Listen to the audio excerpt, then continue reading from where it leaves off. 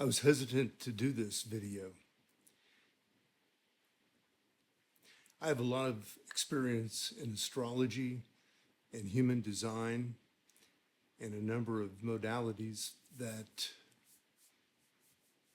I'm not comfortable giving advice from, because I believe that for the most part, people act out of their conditioning more than their natural being, and their conditioning is in conflict oftentimes with their nature. And that's a spiritual and a psychological struggle.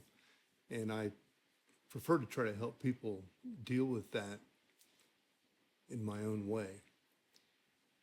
But there are some things that I see in some of these other modalities that I think may be beneficial to some of us, especially individuals that have been hit with trauma, that are struggling to find the support and to find answers that they're looking for in life on the outside. And, you know, we may not ever conform completely to one profession or one system of recovery. It may be a number of those things that all contribute collectively to helping us move forward when we're stuck. But I think that it might be beneficial to reflect on the support that we have from our environment, from our community, from our family, from the understandings that we have from people that are trying professionally to provide some assistance to people with complex PTSD, or to deal with issues that you may be facing because of some trauma and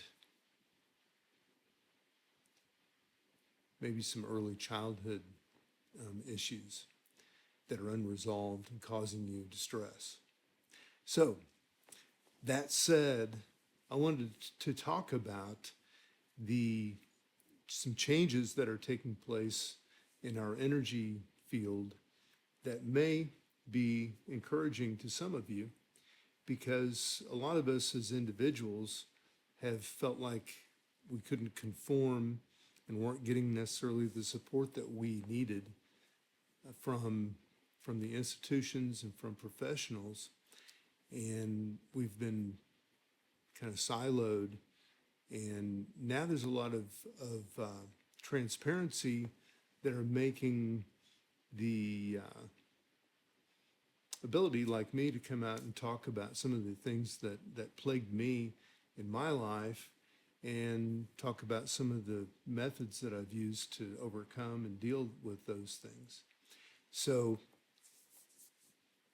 you know, we are in an age that does seem to be changing, and it goes along with some of the trends that you may hear astrologers speak to, which is this shift from a Piscean age to an Aquarian age. And the Piscean age was basically about a 2,100 year period that began around the time of our calendars, around the time that Christ was born. And we're in this transition phase right now, according to the astrologers, into an age of Aquarius. And basically the Piscean is the very dogmatic, and I'll share some research with you here. But it's a shift from the Piscean age, which is dogmatic and religious and highly controlled from the top down, to a more free and open and individualistic way of living that is highly supported, just, you know, in the ways that it's hard for a lot of us to imagine. But let me share this research with you, and I'd love to hear what some of you might think about this this transition that's being spoken of. Differences between the Piscean and Aquarian ages, and this is provided by AI research. The Piscean age was approximately 1 AD to 2100 AD, and it was defined by an association with water. The water element is emotional and intuitive and sensitive. There was a rise of global religions like Christianity that emphasized faith, belief, and spirituality. There were vertical hierarchies and power structures that were controlled by religious and political authorities. It's dogmatic, religiously intolerant persecution of non-believers. There's a focus on an afterlife and spirituality over the material world, and a duality, self-sacrifice, suffering as a spiritual path. In contrast, the age of Aquarius, which we are transitioning into, is characterized by an association with the air element, intellectual, it's rational, abstract thinking. There's a breakdown of power structures and hierarchies and a rise of egalitarianism and democracy. There's a shift from vertical power structures to horizontal networks and shared information. There's an emphasis on science and technology, innovation and progress, individualism, freedom, self-expression, and uniqueness valued over conformity. Humanitarian goals, social progress, rebellion against oppressive control. There's a global community, collaboration and networking to solve problems. Rapid change and progress, especially in science and technology. Awakening of a higher consciousness and expanded awareness. We're currently in a 200 to 300 year period between the ages, and the transition is marked by a breakdown of Piscean power structures and institutions. There's a conflict between old Piscean and new Aquarian values. Rapid technological and social changes as Aquarian influences take hold. Spiritual crisis and an awakening as Piscean beliefs lose dominance. A chaotic upheaval as old systems fail and new ones emerge. In essence, the Piscean age was a time of spirituality, faith, and top-down control, while the Aquarian age will be a time of science, reason, individualism, progress, and egalitarian social structures.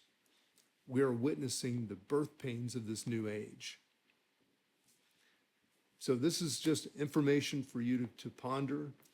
I myself find some hope in believing that there will be a transition from the power systems that I encountered in business and athletics, and look around and see a lot of institutions and professions and even our politics is highly described by this Piscean type of structure, and to believe that there could be something that's more individualized, that would be more accepting of our uniqueness, as well as something that would help us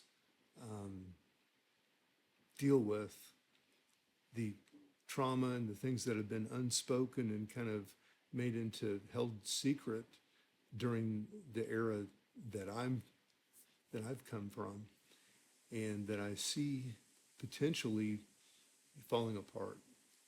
So be interested in your thoughts and comments. All the best. Mark Roach, take care.